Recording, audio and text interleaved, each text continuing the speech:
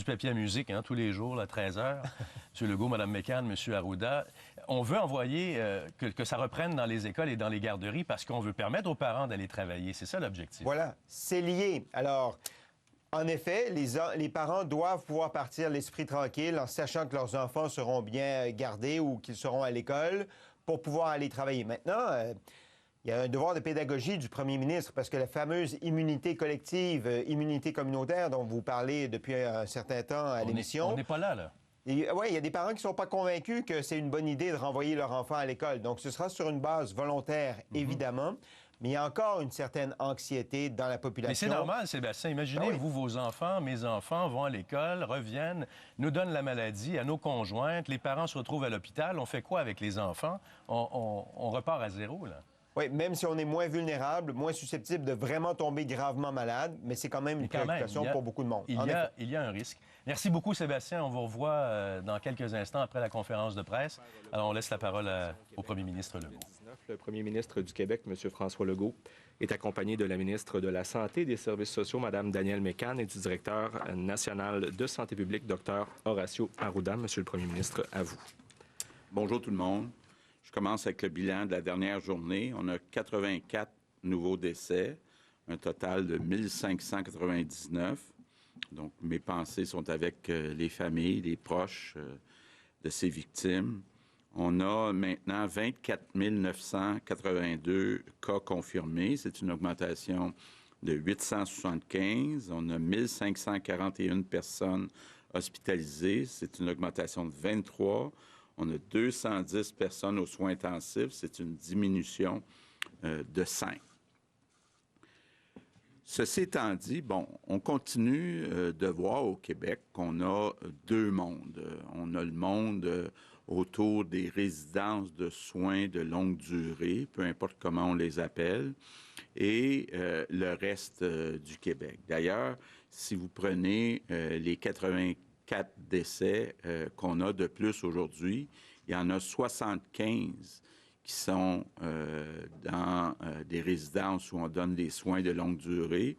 Puis il y en a 9 où ce sont des personnes qui vivaient à leur propre domicile, seules ou avec d'autres personnes. Donc, évidemment, comme vous le voyez, la priorité, ça reste de bien s'occuper, de mieux s'occuper des résidences avec des soins de longue durée comme les CHSLD. Je veux sincèrement remercier. On a eu, en fin de semaine, suite à mon appel, 11 000 nouvelles personnes qui ont proposé leur candidature pour venir travailler à temps plein. Et on en a rappelé beaucoup en fin de semaine. Il y en a qui déjà sont assignés et on est confiant qu'avec ces personnes, on va être capable de combler tous les postes dans les résidences pour aînés. Et franchement, là, il y avait des noms qui étaient des personnes plus connues que d'autres. Je pense entre autres à Joanie Rochette, qui était avant patineuse, qui étudiait en santé. Notre fameux gagnant du Super Bowl, Laurent Duvernay-Tardif. Donc, ces deux-là, avec des centaines d'autres, acceptent de venir travailler dans nos CHSLD, même si c'est difficile. Donc, je dois vous dire, là, c'est comme un poids qui s'enlève sur mes épaules de voir qu'enfin, on est en train de combler tous les postes, de reprendre le contrôle dans nos résidences pour aînés. Donc, ça me touche beaucoup, toutes les personnes là, qui ont le courage, parce que ça prend un certain courage de venir travailler dans nos CHSLD. Merci, merci, merci. Ça va nous permettre de nous concentrer davantage sur le reste de la situation. Comme je disais tantôt, 84 décès, mais 75 dans les résidences, 9 dans les maisons. On a aussi une situation qui est sous contrôle dans les hôpitaux.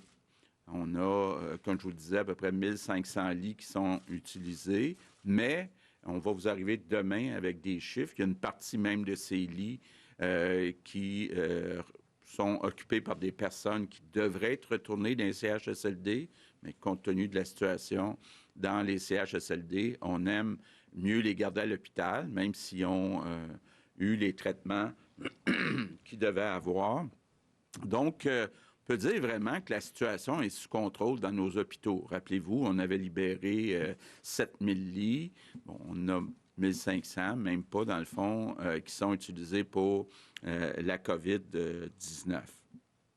Évidemment, c'était la condition la plus importante à remplir avant de penser réouvrir les écoles et les entreprises. De reprendre ou d'être certain qu'on a le contrôle dans nos hôpitaux, donc être capable de soigner tout notre monde, même de recommencer à avoir des activités régulières. On va commencer à le faire au cours des prochains jours, des prochaines semaines. Bien sûr, on va continuer de suivre la situation pour voir si la situation reste sous contrôle comme actuellement. Donc, je vous annonce aujourd'hui que si et seulement si la situation reste comme actuellement, on va réouvrir les écoles primaires et les services de garderie le 11 mai à l'extérieur du Grand Montréal, puis le 19 mai dans le Grand Montréal, dans ce qu'on appelle la CMM, là, la communauté métropolitaine de Montréal, donc Montréal, Laval, ce qu'on appelle le 450 ou à peu près, donc la banlieue. Donc, c'est important, je l'avais déjà dit aussi, l'école ne sera pas obligatoire, donc les parents qui préfèrent garder leur enfant à la maison ne seront pas pénalisés d'aucune façon. Il va y avoir du travail qui va être fait auprès des enfants qui restent à la maison. Tantôt, à 15h30, le ministre de l'Éducation puis le ministre de la Famille vont vous expliquer plus en détail comment ça va fonctionner. Mais c'est important, puis je le répète, là, on voulait annoncer un peu à l'avance parce qu'il faut se préparer, donc pour le 11 mai, le 19 mai. Mais on va suivre la situation. Donc, si jamais la situation s'empirait ou n'était pas comme prévu dans les prochains jours, on va se réajuster. Le mot important, c'est graduel, puis c'est prudence, prudence, prudence. Bon, tantôt, le ministre de l'Éducation va vous l'expliquer. On va demander, autant que c'est possible, de le demander à des enfants de se tenir à 2 mètres les uns des autres. On sait que c'est plus difficile dans les garderies. C'est pour ça qu'on va demander aux éducatrices de porter un masque dans les garderies. Et les écoles secondaires, les cégeps et les universités ne vont pas réouvrir avant la fin du mois d'août, donc à la rentrée de l'automne, comme à l'habitude. Donc, pourquoi on n'ouvre pas les écoles secondaires? Bon, d'abord, on l'avait dit, c'est important qu'il y ait une réouverture graduelle. Donc, on réouvre graduellement les écoles primaires, mais on attend en septembre pour les écoles secondaires, les cégeps, les universités. Une des raisons aussi pourquoi on a choisi le primaire plutôt que le secondaire, c'est que les étudiants du secondaire, du cégep, université utilisent davantage le transport en commun. Donc, ça pose une difficulté additionnelle pour garder la distance de 2 mètres. Et aussi, c'est important de le dire, c'est plus facile pour les élèves du secondaire, du cégep, de l'université, de suivre des cours à distance, donc avec leur enseignant, qui ont déjà commencé à le faire, mais on va leur demander de le faire davantage, donc d'enseigner à distance à ces personnes-là. C'est plus facile qu'au primaire. Mais, bon, évidemment, c'est une décision importante. Et en fin de semaine, j'ai regardé ce qui se fait ailleurs, j'ai regardé les résultats, les prévisions. Pour moi, il y a 5 raisons pourquoi je pense que c'est important de réouvrir nos écoles primaires puis nos garderies. La première raison, c'est pour le bien des enfants. C'est important, là, surtout pour les enfants qui ont des difficultés d'apprentissage, que ces enfants-là ne restent pas 6 mois sans être allés à l'école. Donc, on sait ce qu'on appelle dans le jargon des écoles les EHDA, les enfants qui ont des handicaps ou des troubles d'apprentissage de toutes sortes, là, dyslexie, dysphasie, troubles d'attention, autisme et autres. C'est important que ces enfants-là soit pas absent de l'école pour 6 mois. C'est important que ces enfants soient bien suivis. Puis les enseignants les connaissent, ces 20 à 25 d'enfants-là. C'est possible, selon le choix des parents, que certains de ces élèves restent à la maison. Donc, on va demander aux enseignants de porter une attention spéciale à ces enfants qui ont des difficultés d'apprentissage, qu'ils soient à l'école ou qu'ils soient à la maison, et pour les semaines qui restent et lors de la rentrée. C'est très important qu'on porte cette attention-là. Donc, première raison, pour le bien des enfants qui doivent aller à l'école, qui doivent continuer de faire des apprentissages, surtout les enfants qui ont des difficultés. Deuxième raison, pourquoi on réouvre les écoles? Parce que le risque est limité. Parce qu'on l'a dit, les conséquences graves pour les enfants, même pour les personnes qui ont moins de 60 ans, sont limitées. D'ailleurs, j'en profite pour dire, là, puis tantôt les deux ministres pourront vous l'expliquer, les enfants qui ont des problèmes de santé ou les parents qui ont des problèmes de santé devraient garder leur enfant à la maison. Je pense que c'est important, là, entre autres certaines maladies chroniques. Ce n'est pas le temps d'aller exposer des enfants qui ont des problèmes de santé physique à aller à l'école pour l'instant. Donc ça, c'est important. Mais pour les autres, on considère que les risques sont minimes. La troisième raison pourquoi on fait le choix d'envoyer les jeunes à l'école et dans les garderies, c'est parce que la situation est sous contrôle dans les hôpitaux. Donc, si jamais il y avait des enfants, des enseignants qui devenaient malades, bien, on a toutes les capacités puis le personnel qui est disponible pour s'en occuper. Et c'est important que ça reste comme ça. Donc, c'est important que ça soit graduel. Donc, on n'envoie pas et le primaire et le secondaire en même temps pour être certain, justement, de garder la situation sous contrôle dans les hôpitaux. Quatrième raison, parce qu'on a le hockey de la santé publique.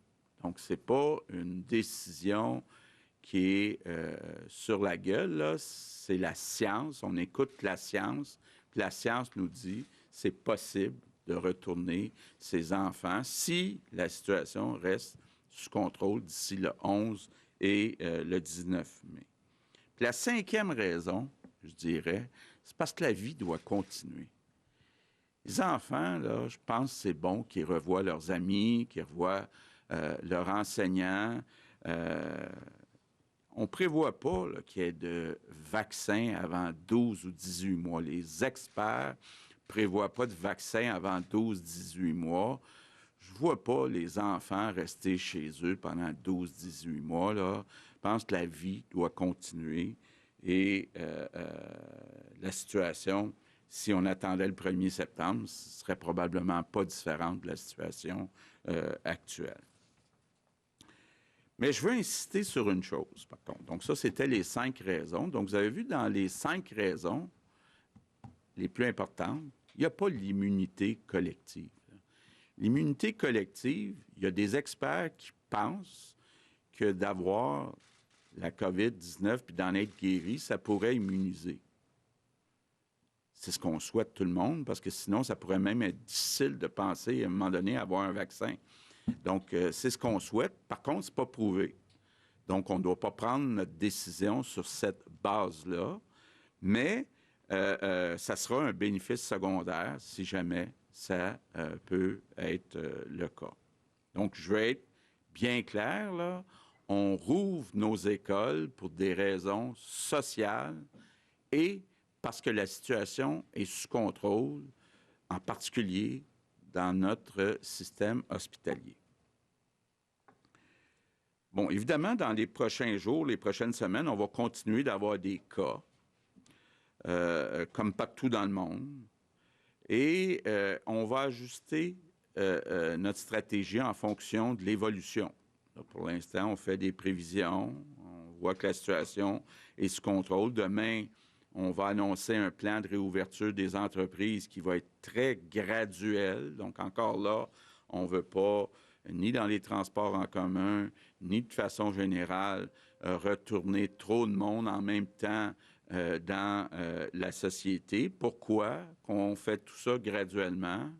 Toujours la même raison, garder le contrôle dans nos hôpitaux, de ne pas avoir de débordement dans nos hôpitaux. Je termine avec mes remerciements.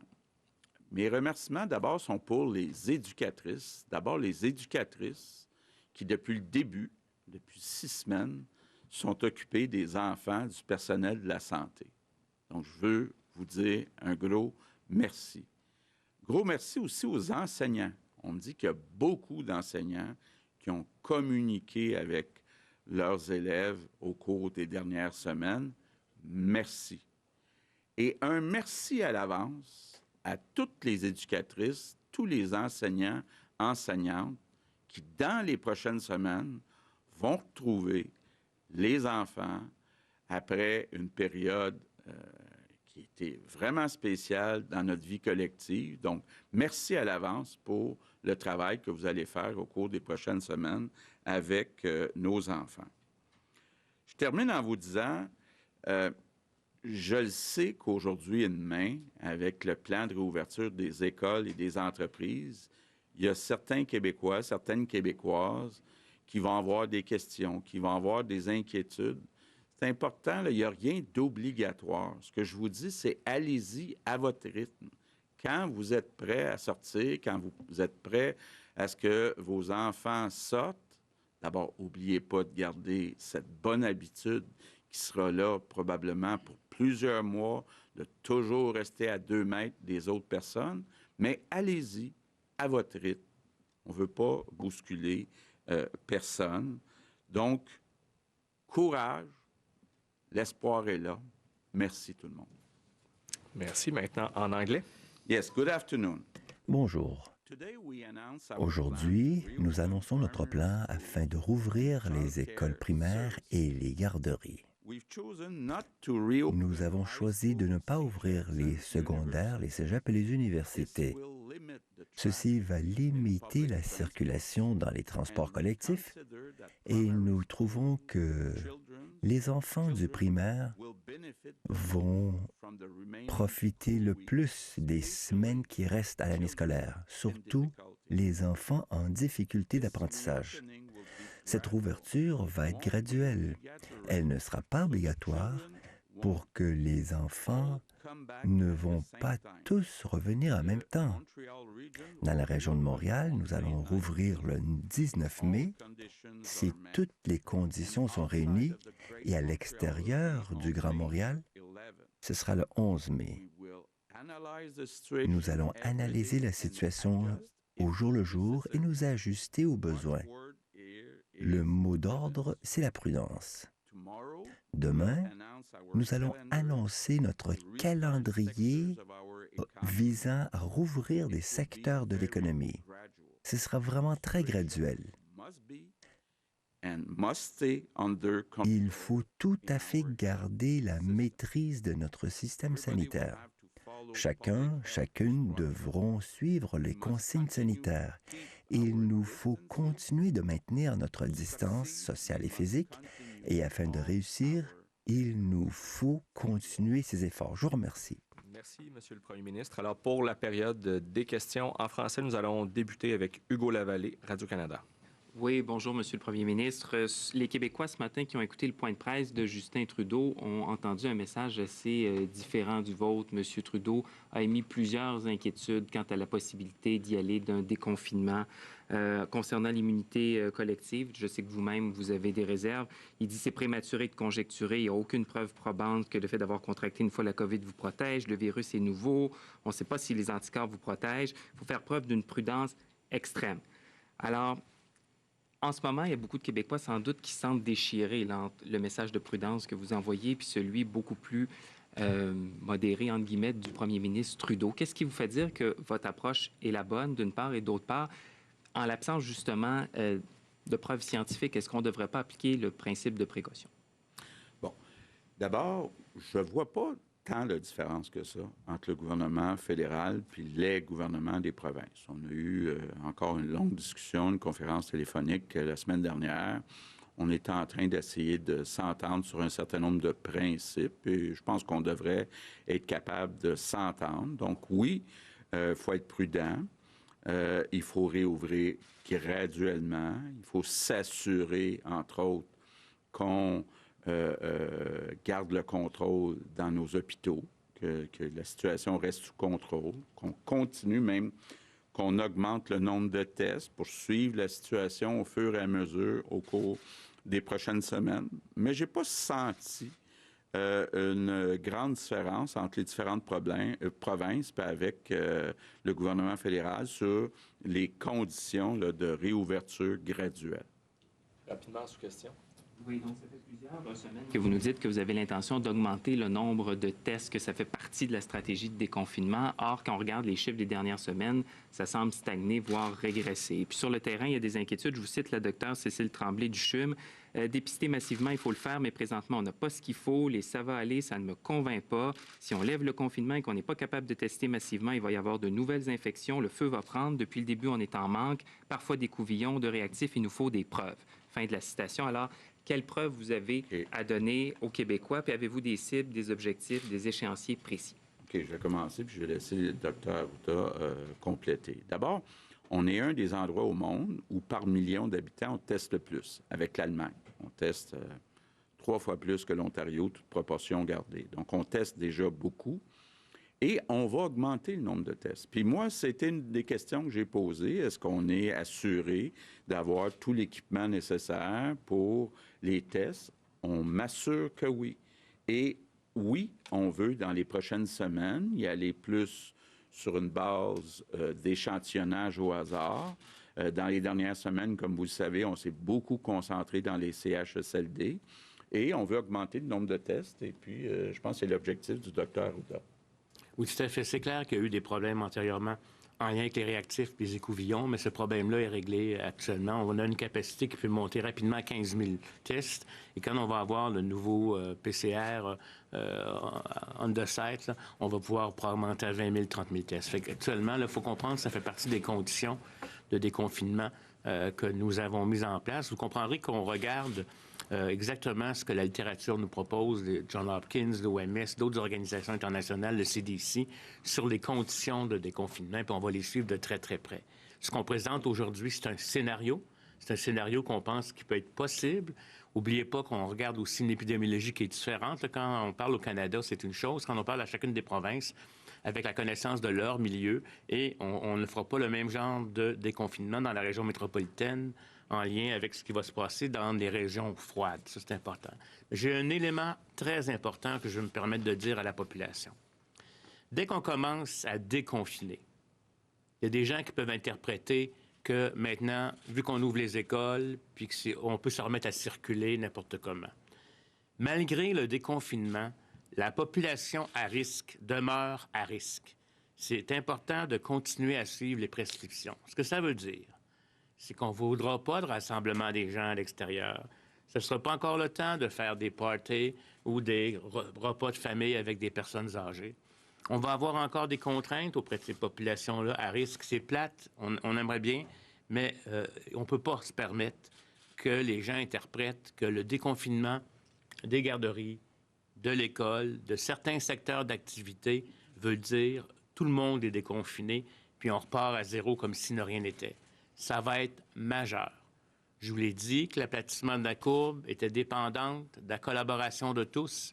On l'a eu, mais maintenant, avec le printemps, avec le beau temps, ça va être difficile de rester enfermé, mais il faut falloir le faire encore parce que sinon, notre opération graduelle ou progressive va être annulée par des mouvements de population qui ne doivent pas avoir lieu actuellement. Je rêve d'un vaccin, je rêve d'un traitement, puis ça va être long. Puis on le fait maintenant parce que le même problème va se retrouver à l'automne.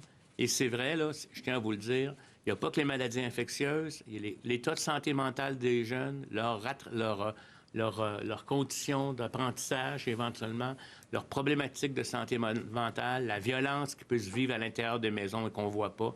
Tout ça est pris en considération dans la balance des risques. Mais le premier ministre le sait, on va évaluer. Si les conditions ne sont pas au rendez-vous, on va revenir en arrière.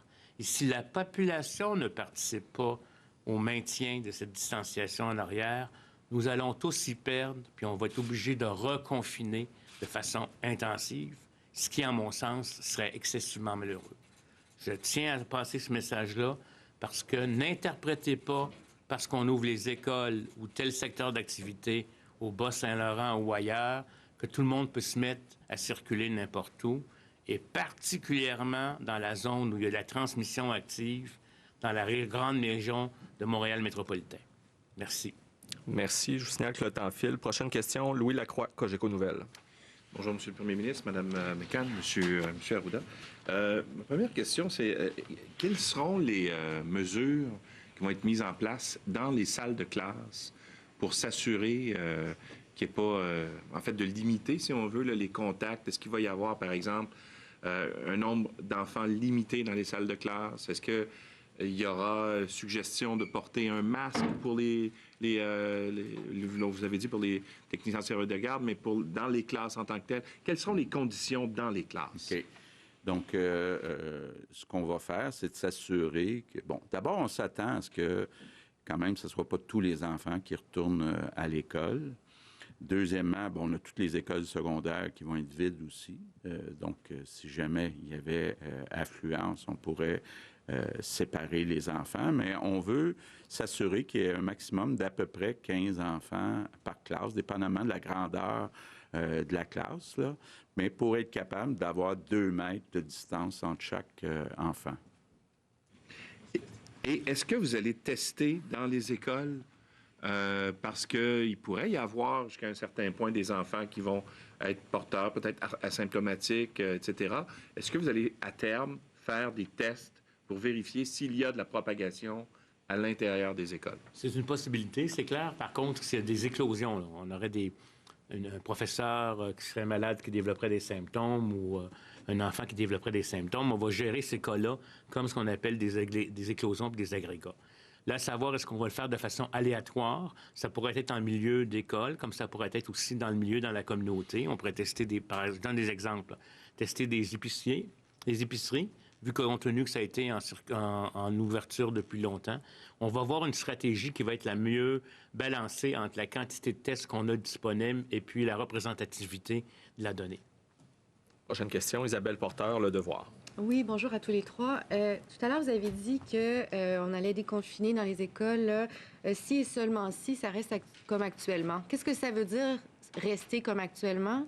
Puis d'autre part, je voudrais savoir sur quoi se base le choix des dates du 11 et du 19 là, sur le plan de la science puis de vos modélisations. Merci. Bien, c'est basé sur la situation épidémiologique qui est observée, là, comme on le dit. C'est basé... Puis là, je tiens à exclure ce qu'on appelle les éclosions en CHSLD là, qui viennent changer, je dirais, l'image de la transmission communautaire. On sait que dans les régions, là, actuellement, il n'y a presque pas de cas qui sont présents. Donc, il n'y a pas de transmission très active. Donc, on pourrait reprendre les activités dans ces milieux-là. Si jamais on se rend compte qu'à la réouverture des milieux et des entreprises, il commence à y avoir des éclosions, hein, un peu peut-être pas à la même hauteur dans les CHSLD, mais des éclosions sur lesquelles on va investiguer. On va contrôler les cas et les contacts. On va vérifier les choses. On va faire des tests dans ces territoires-là. Si on se rend compte que notre capacité hospitalière est plus au rendez-vous, qu'on va se retrouver avec plein de gens, tous nos soins intensifs dans cette région-là où tous nos lits d'hôpital sont occupés, à ce moment-là, il faut ralentir la situation. On va voir aussi, les prochains jours sont majeurs, comment évolue la courbe des cas à Montréal, qui est actuellement comme dans un genre de plateau. Là. Est-ce qu'elle est en train de redescendre suffisamment pour qu'on puisse penser qu'une réouverture peut avoir lieu? Fait que c'est un peu sur la base de l'épidémiologie. C'est sûr que on ne veut pas non plus réouvrir au 24 juin, pendant la période estivale. On veut aussi, à mon avis, on a suffisamment de signaux que les pédiatres nous disent de diminution de déclaration à la DPJ, de problèmes que certaines personnes commencent à avoir au niveau de la violence puis de santé mentale. Ça, c'est des éléments qui nous font balancer pour une ouverture plus rapide. Mais on ne mettra pas en péril la santé des individus, il faut le rappeler. On va demander à des professeurs qui sont en bonne santé, en bas d'un certain âge, pour éviter qu'ils aient des complications. Et chez les enfants, habituellement, il n'y a pas de conséquences majeures. Tout est possible. Hein? Ça ne veut pas dire qu'il n'y aura pas d'autres cas. Ça ne veut pas dire qu'un décès n'est pas impossible dans la vie, là, compte tenu de la circulation. Mais ce qui est très important, c'est que ça va être progressif, modéré, mesuré. On va regarder ça tous les jours. On va appliquer nos scénarios de projection avec les nouvelles données. Et puis, je ne me gênerai pas pour dire au premier ministre qu'il faut revenir en arrière, mais j'ai besoin aussi de la collaboration de la population, parce que si vous vous mettez tous à vous promener et à ne pas respecter le 2 mètres, etc., c'est une source de flambée. Rapidement, sous question. Oui, Monsieur le Premier ministre, vous-même, vous avez pris beaucoup de précautions pour ne pas attraper la COVID-19. Vous avez dans votre entourage des collègues qui ont des enfants qui vont retourner à l'école. Est-ce qu'ils vont pouvoir continuer à travailler à vos côtés, comme ça a été le cas ces dernières semaines? Est-ce qu'il y a des changements de ce côté-là? Je n'ai pas pensé à ça. Bien, nous, on applique le principe de distanciation sociale. C'est clair que si, par exemple, un des ministres, aussi ministre soit-il, développerait des symptômes, le directeur national lui dirait de se tenir loin du premier ministre parce qu'on a besoin de lui pour prendre des décisions. C'est la même chose pour nous. Nos contacts sont excessivement rares dans la communauté je pense qu'on va surveiller ça. Mais de toute façon, on essaye. Ici, on est un peu plus proche, là, à cause de la distance, parce que je ne peux pas être à la place de monsieur. On est un peu plus proche, mais on passe très peu de temps et le premier ministre passe beaucoup de temps dans son bureau à travailler de très tôt le matin jusqu'à très tard le soir. Fait que je pense qu'on va faire attention. Mais ce principe de distanciation sociale-là est majeur. Puis je peux vous dire, là, avec le beau temps, avec l'impression qu'il y en a certains qui peuvent y aller, là, ça donne le goût là, de se rapprocher. Puis c'est pas le temps de se faire des hugs non plus. Très bien. Maintenant, au tour d'Alain Laforêt, TVA Nouvelles. Bonjour à vous, Monsieur le Premier ministre. Vous l'avez évoqué, là, la plus grande préoccupation, c'est de maintenir l'intégrité du réseau de la santé. Est-ce que les barrages routiers vont être maintenus durant cette période de déconfinement? Écoutez, les barrages routiers seraient maintenus dans une perspective d'une population à très, très, très, très, très haut risque de complications. Mais globalement, là, puis on pourra avoir des discussions avec la sécurité publique, disons qu'on va être moins dans le contraindre, mais comme n'importe quoi, au moindre évaluation de problèmes qui pourraient se passer entre ce que j'appelais des transbordements interrégionaux importants, on pourrait faire, comme dans d'autres choses, les remettre à la place. Mais habituellement, quand on commence, si vous me permettez, à ouvrir le rhéostat, ces genres de mesures coercitives-là, on essaye de les diminuer. Sous question. Qu'arrive-t-il si, à un certain moment donné, lorsqu'on va ouvrir les écoles d'ici 2 semaines, si 2 parents tombent malades et que les enfants se retrouvent dans une situation, qui va s'occuper de ces enfants-là? On verra. Il y aura toujours moyen, je pense, d'avoir la collaboration de la famille ou carrément d'avoir des éléments de services sociaux, là. Il faut dire que si les personnes, comment je pourrais vous dire, si les parents n'ont pas de maladie chronique, etc., leurs enfants peuvent aller à l'école, puis la probabilité qu'eux-mêmes aient une très grande complication, elle est faible. C'est pour ça qu'on demande dans un premier temps que les parents qui ont des problèmes de santé ou qui pourraient avoir tous les deux des problèmes de santé gardent leur enfant à la maison pour ce stade-ci. Mais il y aura, pour ces personnes-là, qui feront ce choix-là, pas de désavantage, je vous dirais, pédagogique, parce qu'il va y avoir des approches qui vont être faites aussi pour les gens qui vont être à la maison, qui vont décider de garder leur enfant à la maison. Mais les enfants qui ont des problèmes d'apprentissage, les enfants qui ont certaines conditions qui nécessitent un plus grand encadrement pédagogique, on invite, si les gens n'ont pas de problèmes de santé, à les envoyer au milieu scolaire. Patrice Bergeron, La Presse canadienne. Bonjour à vous. Vous recommandez depuis donc vendredi dernier de porter le masque en société. L'usage commence déjà à se répandre, devient presque généralisé. Comment appliquer à ce moment-là la loi 21 qui impose d'avoir le visage découvert pour recevoir des services publics? Est-ce que vous allez demander aux policiers, aux infirmiers, aux enseignants de ne pas le porter ou le porter? Est-ce que votre loi devient caduque? Non. Écoutez, il y a une situation qui est exceptionnelle. Là. Les gens vont porter des masques pendant un certain temps, mais la loi 21 qui demande de ne pas porter de signes religieux va demeurer. Et la semaine dernière, la mairesse de Montréal, Valérie Plante, avait demandé un déconfinement qui soit synchrone, c'est-à-dire entre la région métropolitaine et les autres régions. Elle voulait que ça se fasse en même temps, même si la situation de Montréal est vraisemblablement plus complexe. Qu'est-ce que vous lui répondez aujourd'hui? Bien, c'est la science. Je pense que ce qu'on se fie à, c'est la science. On se fie à la science. On voit que la situation est très, très sous contrôle dans les hôpitaux à l'extérieur de Montréal.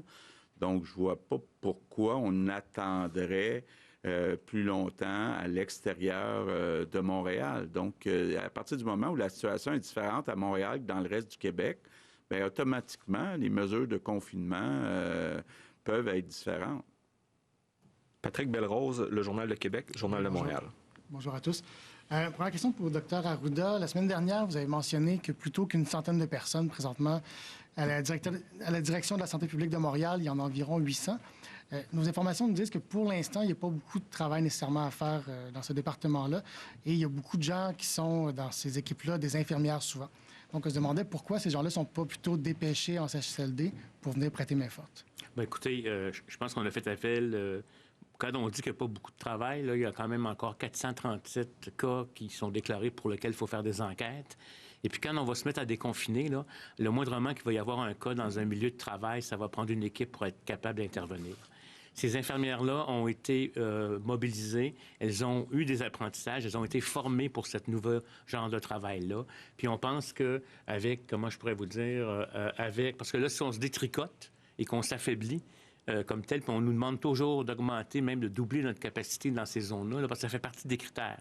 Est-ce que il y a les critères de tester les gens, les critères que le système de soins puisse faire de quoi, puis il y a le critère que les équipes de santé publique puissent intervenir s'il y a des cas, des contacts, puis des milieux touchés.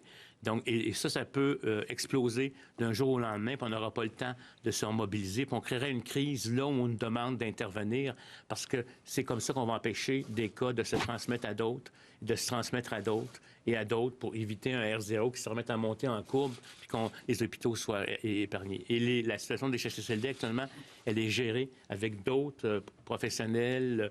Bon, vous le savez, tous les gens qu'on est allés essayer de chercher. Fait que on déshabille pas Jacques pour habiller Jean. Si on déshabille Jacques, Jacques va être vraiment tout nu sous peu quand ça va se remettre à flamber.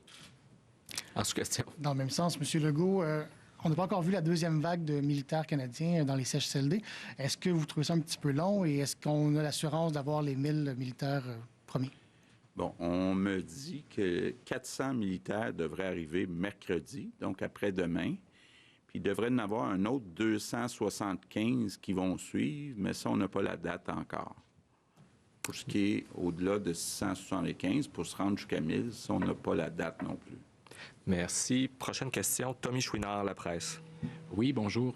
Vous avez, Monsieur le Premier ministre, vous avez indiqué qu'il ne faut pas interpréter la réouverture des écoles et des services de garde comme c'est fini, là, les règles, les consignes sanitaires. Mais puis tout à l'heure, vous avez mentionné, il ne faut pas faire des parties ou des repas, je pense que c'est le Dr Arruda qui disait ça, avec des personnes âgées.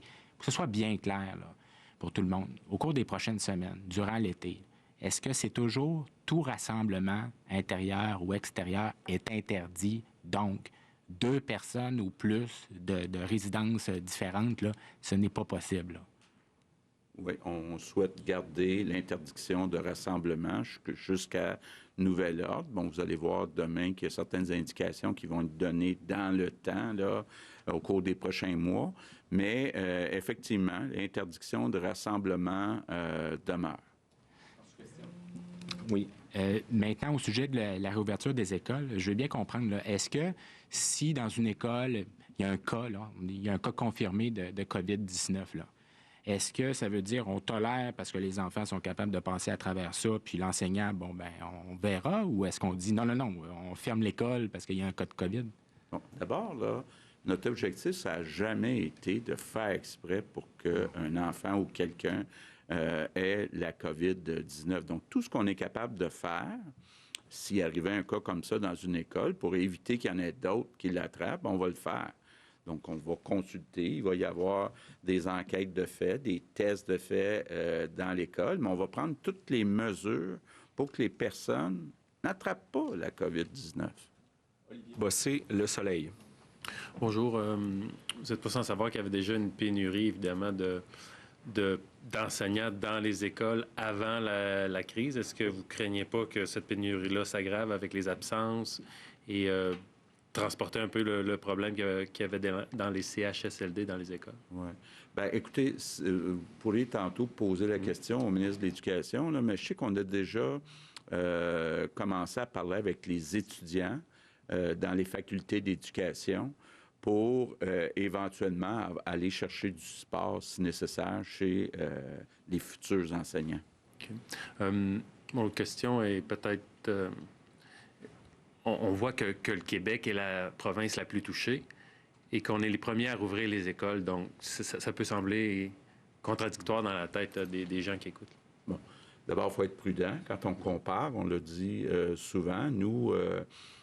par association ou par test, on calcule toutes les personnes qui décèdent en ayant la COVID-19, incluant dans les CHSLD. Ce n'est pas le cas nécessairement ailleurs.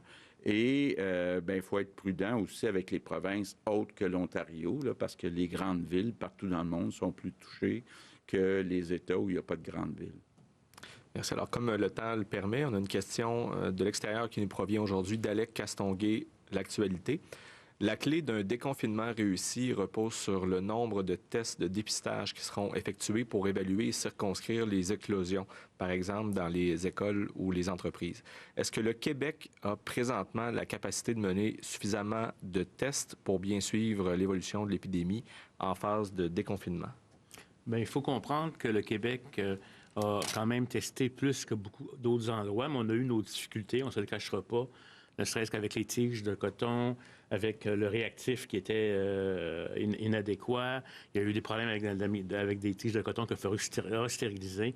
Mais actuellement, là, on est en bonne voie. On pense qu'on peut monter rapidement à 15 000 tests par jour sous peu, là, même à partir de maintenant. Et on va développer, effectivement, tester. On va continuer à tester pour là où il y a des éclosions, mais on va avoir des approches plus proactives de tests pour documenter ce qui se passe vraiment en termes de transmission communautaire. Merci beaucoup. Donc, c'est ce qui complète pour les questions en français. Nous allons passer aux questions en anglais. We'll start with Cathy Sonnet, CBC News. Good afternoon. Bonjour. I'm just looking at, you have children aged between 5 and... Vous avez des enfants de 5 à 12 ans qui vont retourner à l'école et vous espérez que la distance physique sera respectée. Parlez-nous-en davantage, s'il vous plaît, car vous savez que vous avez la pression de bien faire les choses. L'Ontario garde les écoles fermées jusqu'à la fin mai. Réponse. Alors, il y a 5 raisons qui motivent notre décision quant à la réouverture de l'école. Premièrement, nous avons le soutien de la santé publique. Deuxièmement, j'estime qu'il est très important pour nos enfants, tout particulièrement pour les enfants qui ont des troubles d'apprentissage. Ce ne serait pas logique d'attendre 6 mois avant que ces enfants retrouvent les bancs d'école. Ce ne serait pas vraiment bien pour ces enfants-là. Et de toute façon, dans 6 mois, il n'y a aucune preuve que nous aurons un vaccin. Donc, nous serons dans la même situation que celle qui prévaut aujourd'hui. Alors, il est vrai, nous demandons un 2 mètres entre les enfants. Ce n'est pas toujours chose facile avec les enfants, surtout les plus jeunes. En même temps, La science semble suggérer que le risque est très faible.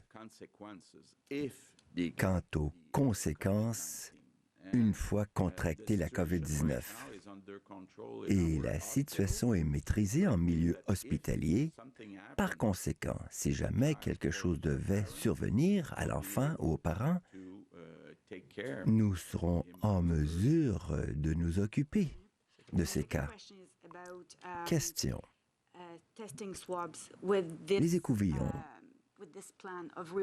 Selon votre plan de réouverture des écoles et des entreprises, Monsieur Arruda, on dirait qu'il y a une certaine confusion sur notre capacité à tester par jour. Je vois des chiffres 6 000, 5 000, 4 à 5 000, et une nouvelle capacité vient de surgir, 15 000 maintenant par jour. Qu'en est-il? Réponse. C'est 15 000 par jour et cela va augmenter quand nous aurons le nouveau test qu'on dit PCR. On attend les appareils, mais avec les tests d'aujourd'hui, on est rendu à une capacité de 15 000 par jour. Et nous en garderons quelques-uns pour essayer de mesurer l'activité dans la communauté. Bien sûr, en lien avec le déconfinement graduel. Mais j'aimerais rajouter quelque chose. Ce n'est pas parce que nous ouvrons les écoles ou les garderies que cela veut dire que les personnes à risque sont moins à risque. Donc, si la population pense que parce que les écoles et les garderies reprennent des activités, que les gens peuvent sortir comme avant, ce n'est pas le cas. Nous aurons besoin de ces gens qui ont plus de 60 ou 70 ans ou des gens qui sont à risque, qui restent à la maison quand même. Parce que s'ils sortent trop, le risque va augmenter parce qu'il y aura une augmentation du virus à un faible niveau. Mais si jamais ça devait dépasser un certain seuil, nous devrons reprendre le confinement. Et on veut éviter cela. Réponse du Premier ministre. Nous avons 109 000 écouvillons dans nos réserves. Question. Pour les écoles, comment le gouvernement et la santé publique vont-ils gérer une éclosion éventuelle en milieu scolaire? Allez-vous fermer les écoles ou cette école ou comment ça va se passer? Réponse. Il y aura peut-être des enfants qui vont la contracter, cette maladie, sans montrer de symptômes. Et si jamais il y a des symptômes, on va vérifier, tester les professeurs et peut-être les autres élèves. Et il est possible que cette classe-là soit fermée pour 14 jours. Mais le meilleur principe, c'est comme dans les autres secteurs de la société, nous respectons le principe de 2 mètres. C'est clair qu'en quelques secondes, on peut arriver à 1,5 mètre. Même nous, on n'est pas toujours exactement à 2 mètres. Mais la plupart du temps, c'est ça qui compte. Alors, nous allons gérer cela. Alors, admettons qu'une éclosion arrive dans un milieu de travail ou dans une famille. On va gérer ça selon les protocoles. Question.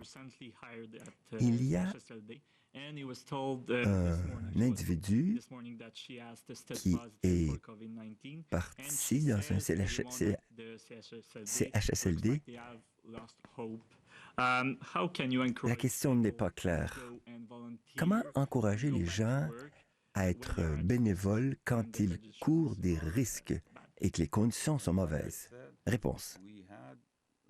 Comme je l'ai dit, on a eu 11 000 personnes qui ont offert leur service à temps plein pour aller dans les CHSLD.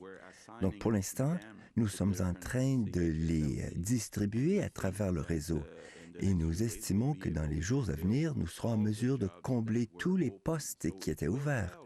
Donc, cela va aider quant aux difficultés que représentaient les tâches, car quand il manque de personnel, ceux qui sont en place sont en difficulté, ils ont un excès de tâches. Mais donc, quand tous les postes seront comblés, ça va être beaucoup plus facile. Et j'aimerais remercier des gens comme Joanie Rochette et Laurent Duvernay-Tardy. Ils ont donné vraiment un bon exemple pour les autres.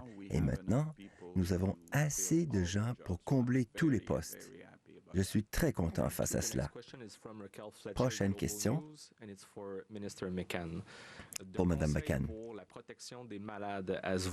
Le Conseil pour la protection des malades a exprimé beaucoup de préoccupations quant au CHSLD, à savoir que vos directives ne sont pas respectées, le personnel a peur de s'exprimer, il dénonce le fait que vous demandez de l'aide de gens formés et non formés, et pourtant certains établissements refusent l'entrée des prestataires de soins. Réponse.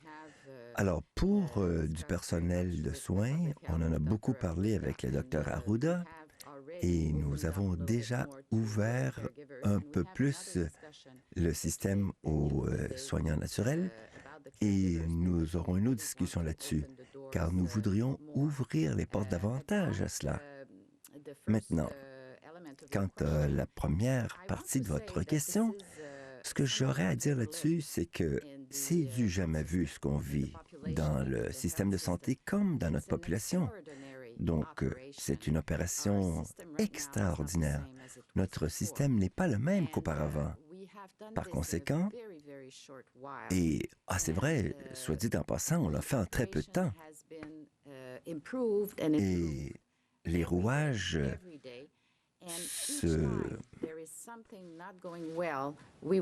ça rime de jour en jour. Et à chaque fois qu'il y a un sable dans l'engrenage, on veut le savoir. Par exemple, maintenant, on a des lignes d'appel pour toutes les institutions et ce sera complété à court terme. Si les gens n'ont pas l'équipement de protection requis, ils auront un numéro d'urgence au sein même de l'organisation. Et nous voulons le savoir. Nous voulons être appelés. Et moi, ce que je dirais aux travailleurs, aux travailleuses, c'est de s'exprimer, de le dire à leur gestionnaire, de nous appeler, car c'est une opération d'une envergure sans précédent. Et bien sûr, nous voulons avoir une vitesse d'ajustement et d'adaptation rapide. Chaque fois qu'on a appris que quelque chose tournait pas assez rondement, eh bien, nous avons voulu réagir, et cela vraiment à court terme, dans l'immédiateté. Donc, ce message que j'aimerais envoyer à tout un chacun, c'est une opération énorme. Il y a énormément de gens qui sont mobilisés, et s'il y a des problèmes que nous ne connaissons pas, alors dites-nous-le et nous allons réparer la chose très rapidement. Alors oui, voilà, oui, le 11 mai, dit le premier ministre du Québec, François Legault, les